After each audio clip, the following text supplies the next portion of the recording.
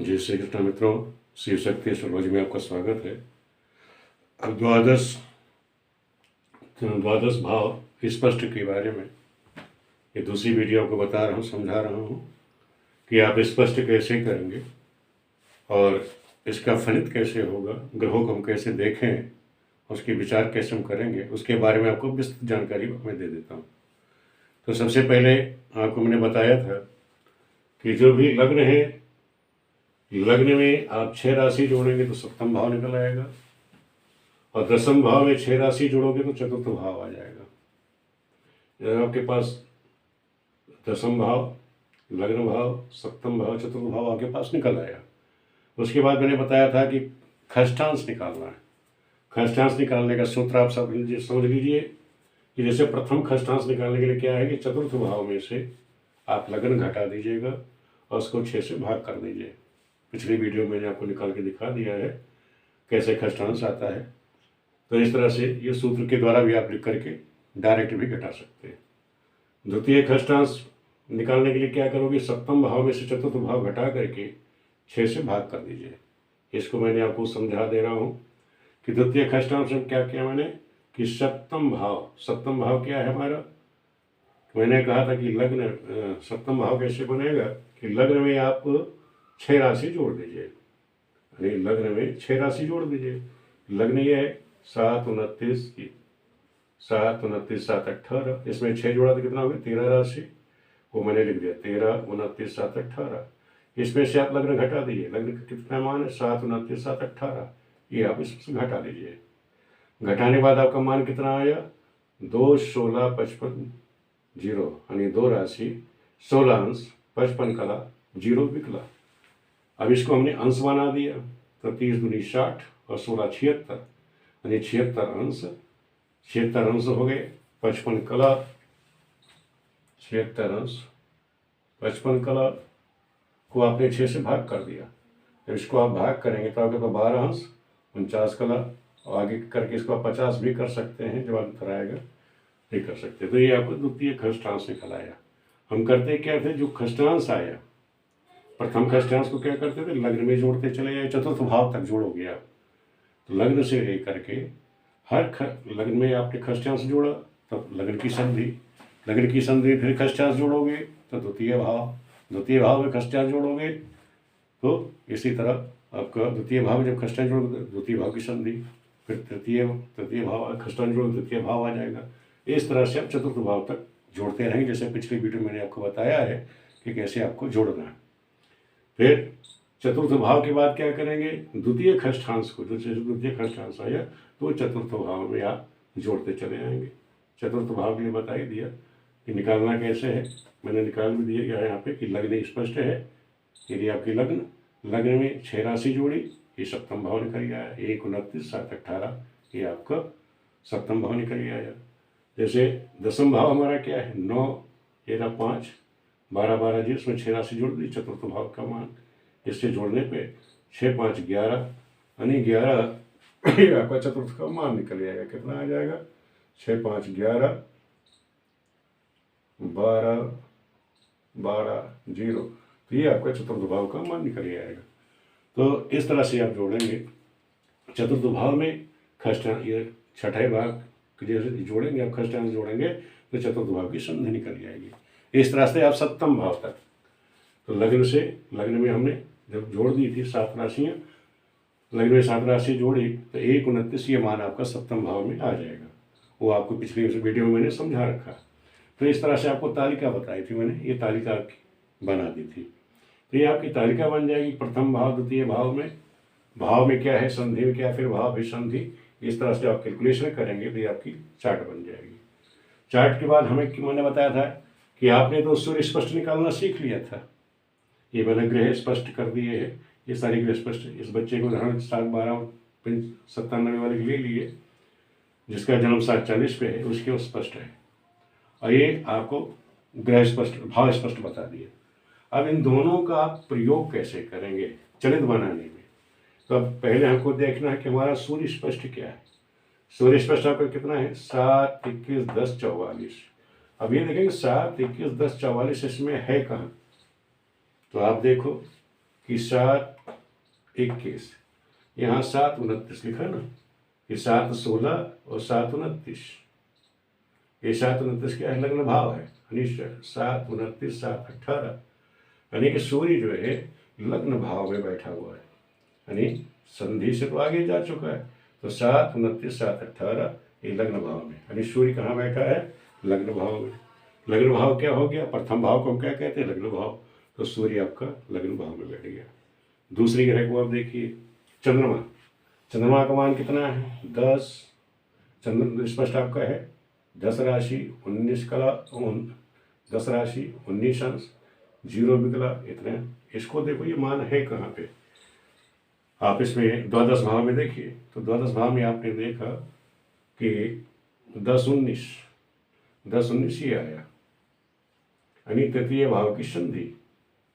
चंद्रमा कहाँ गया, तृतीय भाव की संधि में दिखा रहा है, तृतीय भाव की संधि में ये जाएगा, क्योंकि इसके मान जो है 19, क्योंकि इसे भाव में तो 7 डिग्री तक है, इसकी 19 डिग्री यानी 24 डिग्री से कम है, तो इसके मतलब तृतीय भाव की संधि में।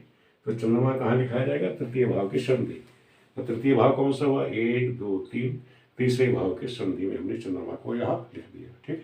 ये तृतीय भाव के संधि में गया। मंगल, अब मंगल को देखिए, मंगल की कितनी डिग्री है, 4 27 28 46।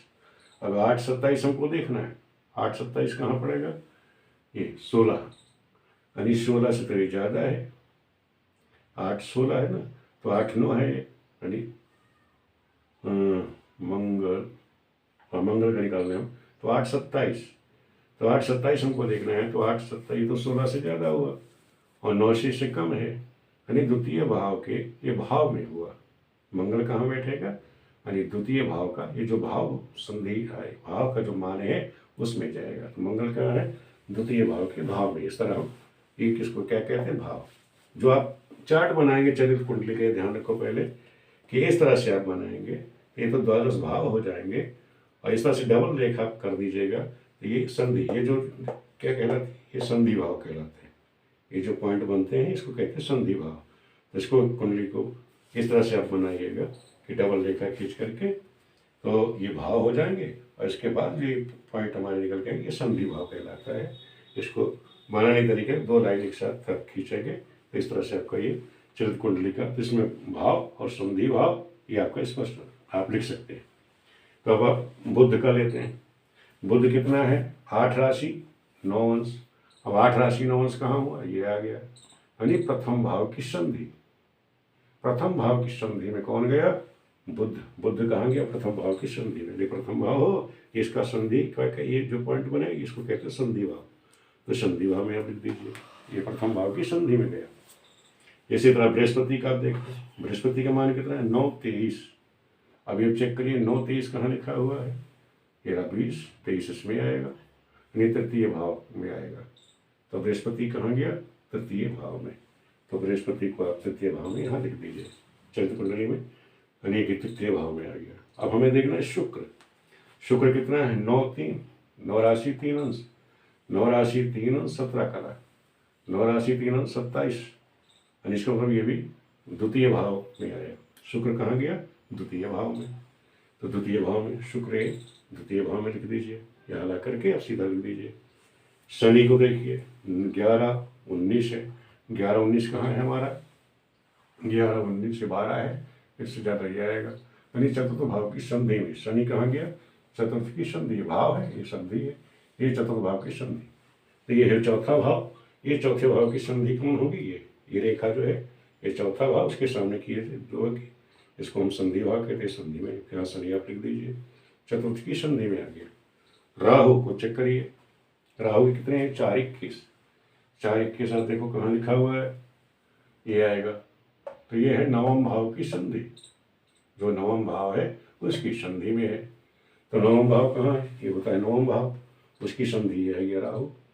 अब यहाँ से 6 राशि आप आगे देखिए, तो 1 2 3 4 5 6 राशि की संधि, यहाँ केतु आएगा, यहाँ राहु यहाँ केतु, यानी दोनों ग्रह की संधि में ही लिखी जाएंगी, ठीक है। तो ये तो हो गया चरित्र कुंडली में आपने जो ग्रह स्पष्ट है इसको आपने लिख दिया, ये चरित्र कुंडली आपने बना दी।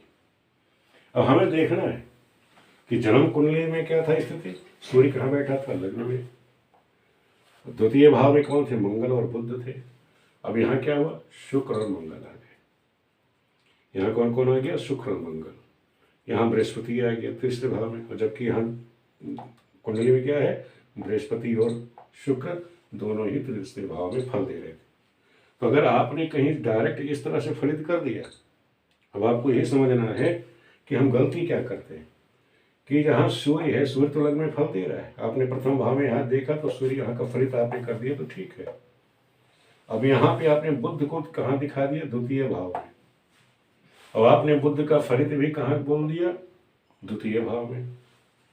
तो क्या होगा, क्योंकि बुध तो संधि में पड़ा हुआ है, कोई ग्रह संधि में है तो इसका मतलब वो अपना पूर्ण फल नहीं देगा।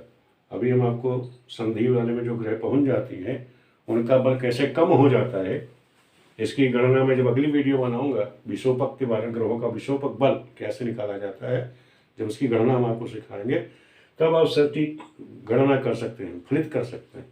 आपको पता ही नहीं है कि ग्रह कहाँ बैठी है, इस भाव में है, संधि में है, कहाँ बैठी है, उसका बल क्या है, वो कैसा फल देगी। वो आपने केवल एक कुंडली उठाई कंप्यूटर की और उसका सारी फलित कर डाला, तो क्या होगा, हवा में आपने तीर खूब चला दिए, लेकिन वो उससे में जीवन में मेल नहीं खाएगा। क्योंकि जैसे गणना यहाँ है कि मंगल तो अपने भाव में बैठा है, शुक्र को आपने देखा कि कुंडली में कहाँ बैठा हुआ, तृतीय पराक्रम में भाव में, लेकिन हकीकत में फल कहाँ दे रहा है, द्वितीय भाव में। शुक्र यहाँ फल कहाँ दे रहा है, द्वितीय भाव, एक भाव से पीछे में चला गया। तो ये हमें जो द्वादश भाव स्पष्ट किए जाते हैं, ये इसीलिए किए जाते हैं कि जो ग्रह है वो है हकीकत में कहाँ, कुंडली तो दिखा रहा है कि वही आ गया यहाँ पे, और फल कहाँ दे रहा है, शुक्र द्वितीय भाव में। तो ये आपको समझना, यही तो सिखाया जा रहा है कि आप लोग सटीक भविष्यवाणियाँ कैसे करेंगे जब तक आपको पता नहीं होगा कि आप कैसे कहाँ ग्रह बैठी है और उसका फल कहाँ हो रहा है।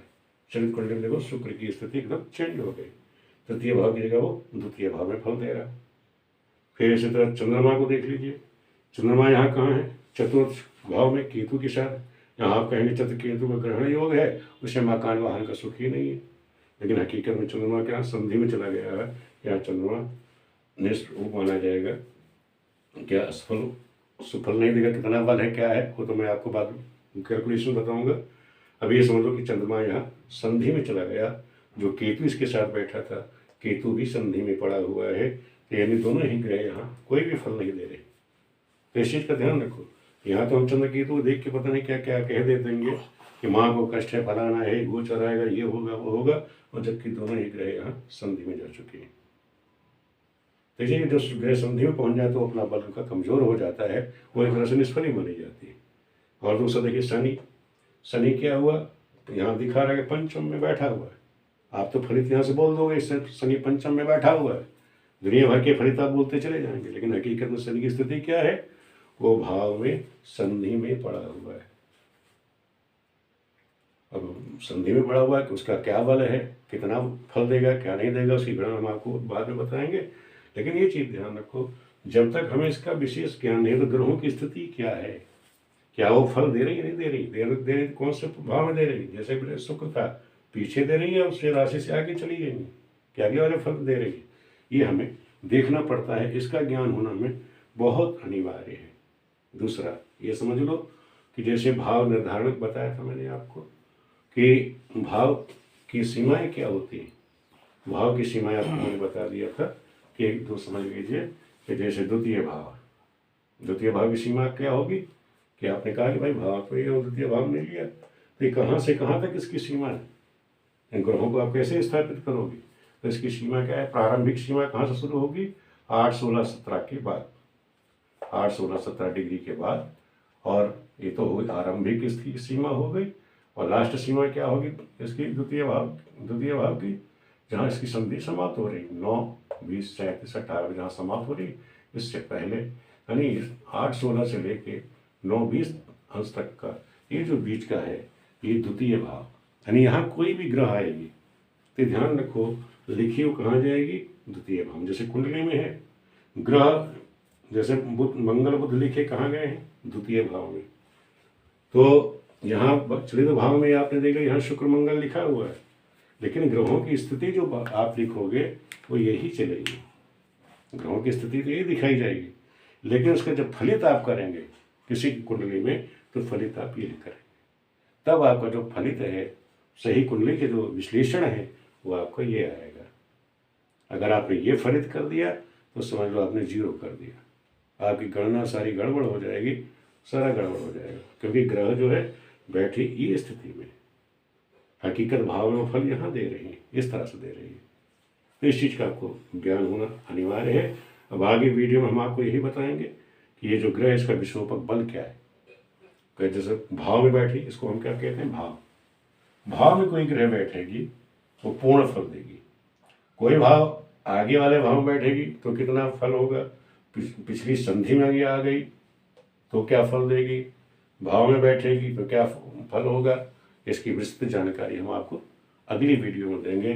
तो आप लोग पहले आपने तत्कालिक द्वादश भाव स्पष्ट करना आपको बता दिया, कैसे द्वादश भाव आप निकालेंगे, ग्रह स्पष्ट भी आपको बता चुका हूँ, ग्रहों को आप चलित कुंडली में कैसे स्थापित करेंगे, चलित कुंडली आप कैसे बनाएंगे ये बता दिया, और ये ग्रहों की स्थिति क्या होती है हकीकत में, ये जन्म कुंडली और ये चलित कुंडली किस तरह से अंतर आ जाता है ग्रहों के फलित कहने में, ये आपके सामने स्पष्ट हो गया।